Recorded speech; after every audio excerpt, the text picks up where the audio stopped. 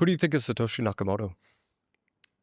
Well, I mean, they say that it translates into central intelligence.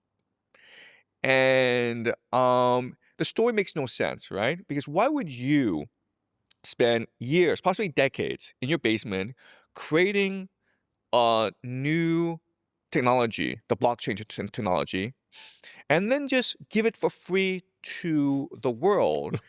And right, that makes no It does sense. sound a little It ridiculous. sounds Yeah. kind of ridiculous, right? So then you have to ask yourself three questions. First of all, is who would have the technology and the expertise to create something like the blockchain? Second of all, you have to ask who would benefit from this blockchain creation?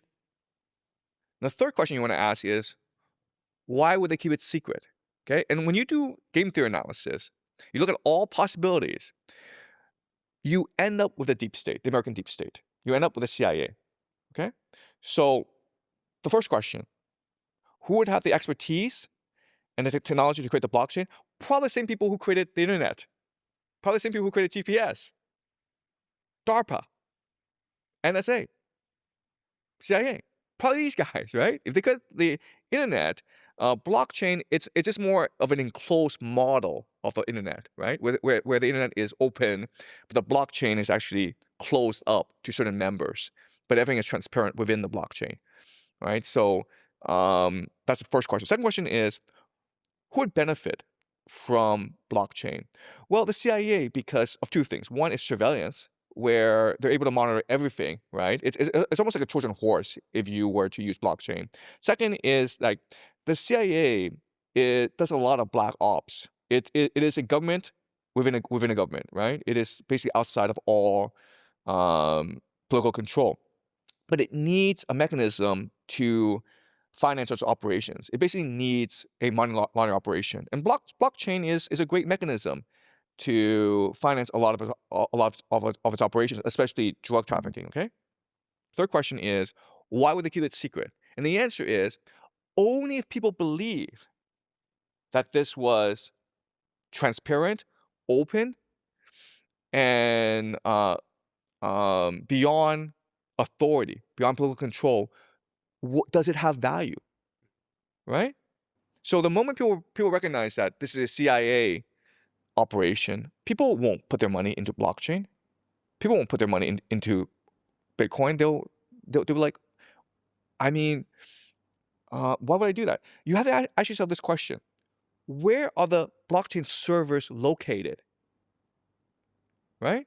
Because I imagine if you're able to control the hardware, you can also control the software. I don't care what they tell me about open source and all that.